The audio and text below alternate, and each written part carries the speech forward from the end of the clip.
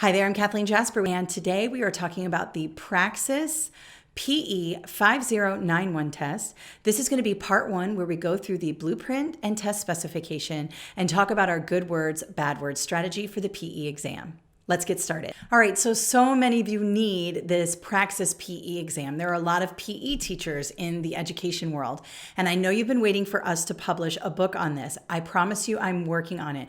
I'm recording this video in the middle of May 2021. I hope to have the PE study guide done by the end of June 2021 or the first week or two in July. These books take a long time to build, obviously. I've mapped everything out and I am working on it. So I just want you to know that. So if you're watching this in the future, we may already have a book, but if you're watching this video as soon as I put it out, we probably are still working on it. But today I wanted to talk to you about the structure and the blueprint, obviously the test specifications, and I'm going to go through some strategies you can use now while you're studying for the exam, taking practice tests, and if you have to take the test before we publish our guide, then you can use these strategies and they'll help you on test day. All right, so we are talking about the PE 5091, the Praxis exam. And of course, I'm always going to start with my lesson objectives. And I did this today because you may have questions on the exam about lesson objectives because it is a teacher certification exam. So I outlined my lesson objectives for this particular presentation in a way that will help you on the exam. And remember, lesson objectives are the skills or behaviors you want a student to acquire after the lesson or during the lesson, but you measure them after the lesson. So objectives are like small mini goals of what you're doing during that day, okay? And sometimes those objectives can go over to the next day if you don't finish them all. We have an amazing video about objectives. I'll link it up here. But these are our objectives for this presentation. So we're gonna understand the structure of the exam. We're going to analyze the blueprint and specs. We're going to analyze the good words, bad words strategy for this particular exam. And then we're going to apply that strategy to sample questions. Notice my verbs here. Understand, which is kind of the low level. That's low on the Bloom's taxonomy. Then we have analyze, higher up.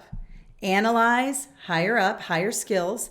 And then apply. So the cognitive skills get more complex as we move through our objectives. And that's how it is in the classroom as well. So you might get a question about objectives on the PE exam. These are some well-written objectives. And remember, objectives should be measurable. And there's ways to measure these objectives. Of course, you can check your understanding about the structure of the exam through quick questioning. We can always recap the good words, bad words strategy. And then with the sample questions, you can measure your performance. So these are good lesson objectives. Keep those in mind when you're taking the exam, and we'll move through our presentation based on these. All right. So let's go with understanding the structure of the exam.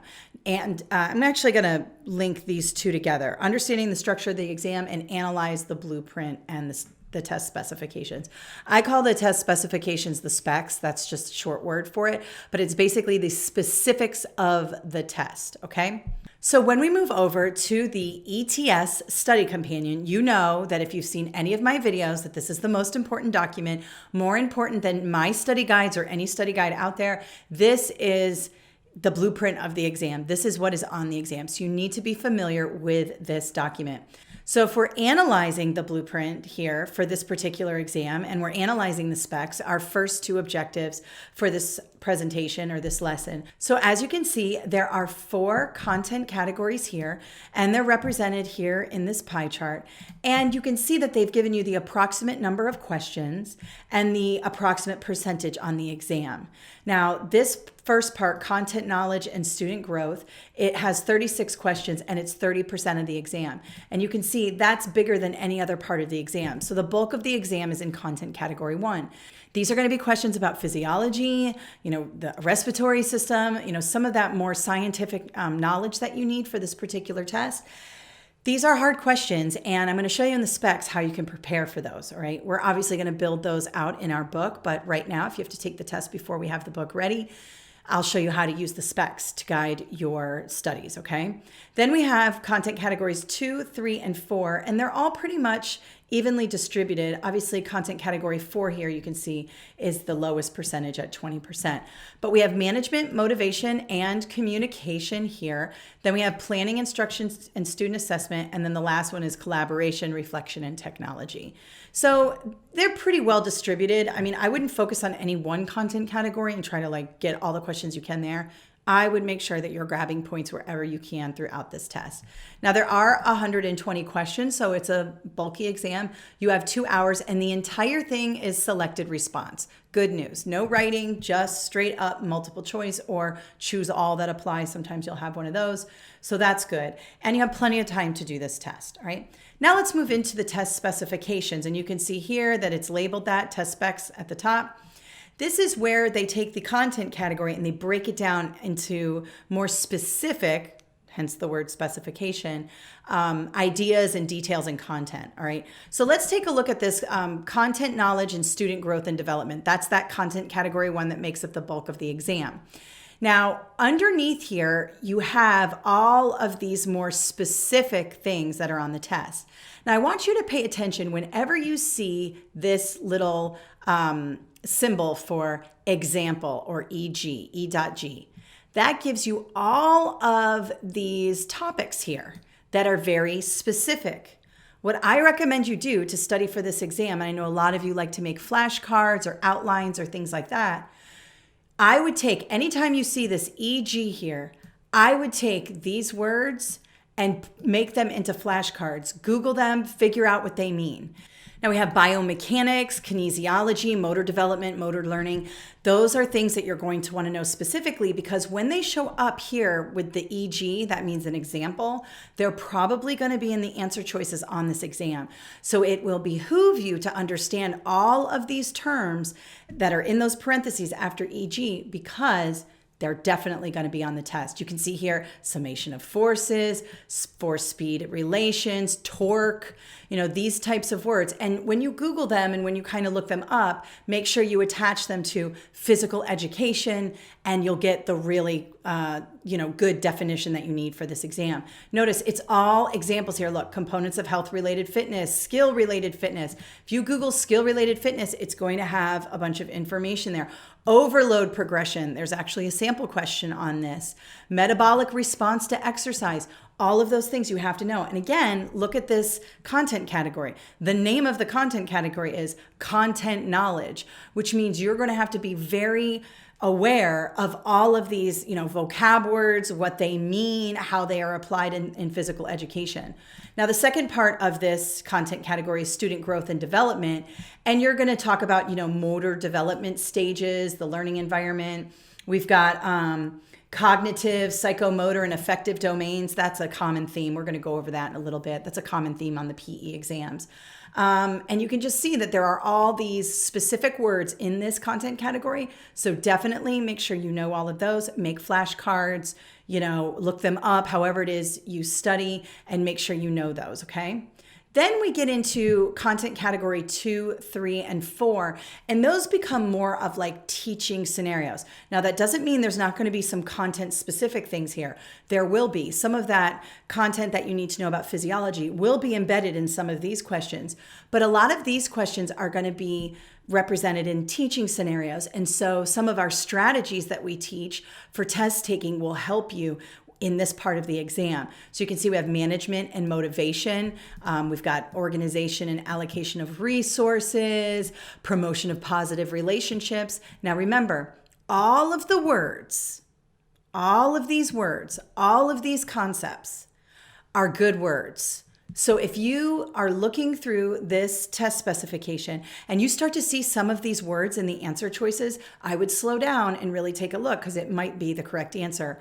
It probably is the correct answer because these words that are used in these phrases are going to be, the correct answer choices on the exam. They're using them in the test specification. So that means they're good words. So you can see here, provision of feedback to enhance skill development right here on number 3 under planning instruction. That might be an answer choice. And if you see that in an answer choice, that's going to be good. Now, it doesn't mean you have to memorize every single thing on here, but get to know this language and understand what they're trying to say here. Very, very important. Then we've got communication, effective verbal, nonverbal. Then we move down into student assessment. Assessment is always a big part of any content area exam. And so we are going to make sure we know criterion referenced, norm referenced, all of that, and then some specific assessments to PE. Then we get into collaboration, reflection, and technology. And this is going to be a lot about, getting students to work together. Also, your collaboration with other teachers, other content area teachers.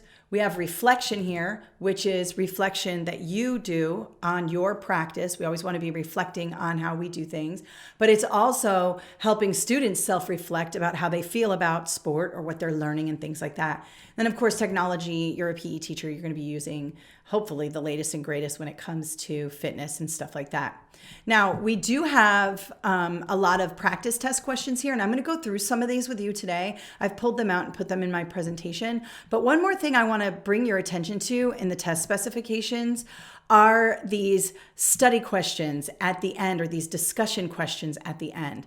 So if you go down to page 28, you'll notice that there is this heading here called study topics.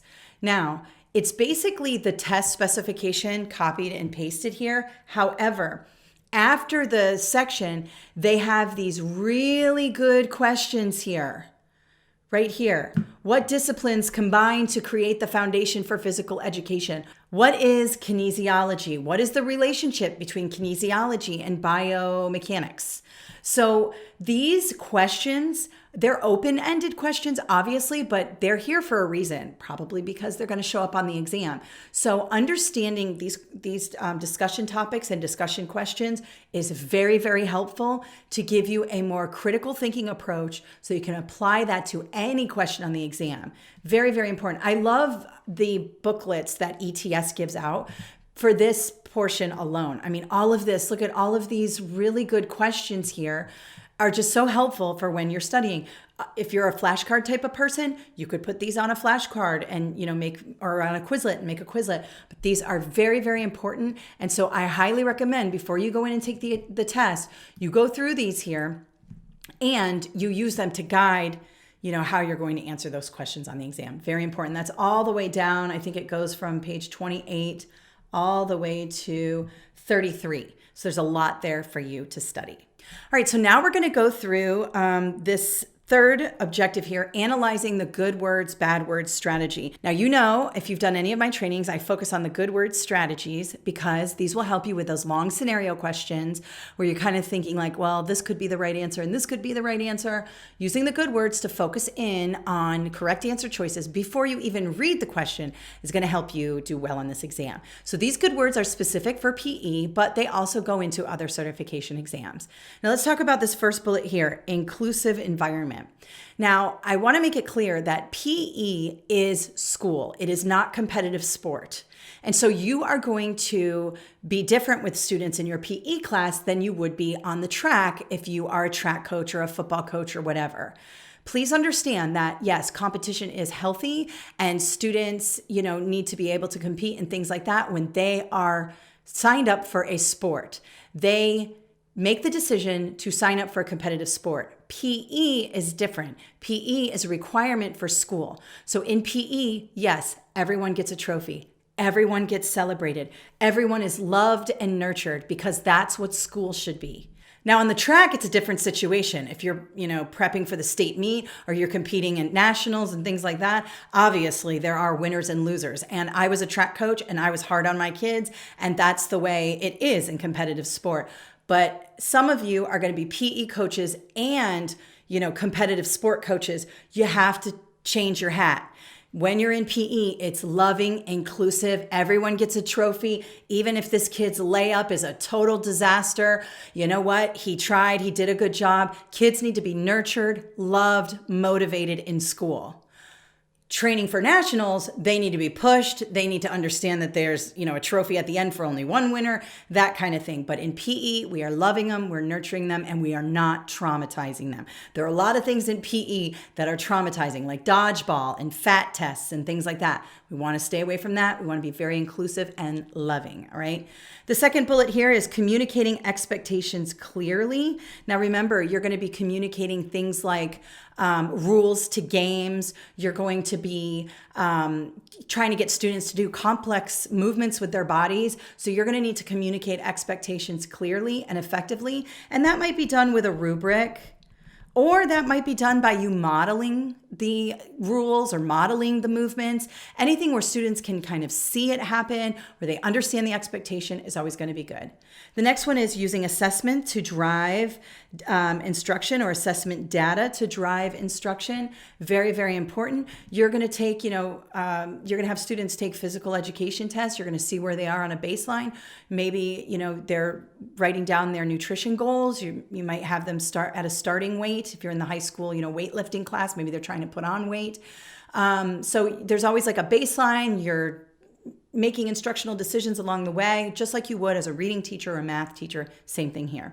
Of course, standards. There are national PE standards, and your state probably has PE standards as well. So make sure you're following those.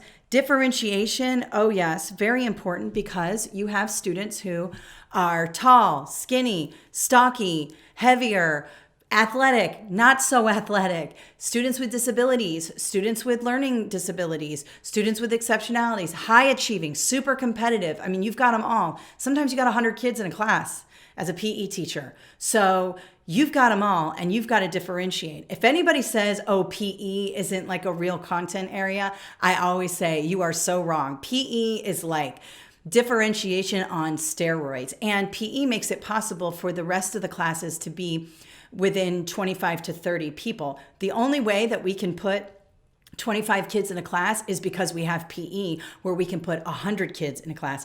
Otherwise, we wouldn't be able to do it. There aren't enough teachers and there aren't enough classrooms. So thank you, PE teachers. Then, of course, we're meeting the needs of all students, which goes with differentiation. And then safety. Always a good word on this exam. If you see it in an answer choice, you're definitely going to want to take a look at that. All right, now bad words. We want to pay attention to bad words on this exam. Now, anything that's exclusive or excluding students, it's just not something you want to do. Anything that traumatizes students, and you may not even think you're traumatizing them. You might be using old practices that were used when you were a kid in the 80s, okay? We've evolved in education. We know what works, and traumatizing students, is not good, okay?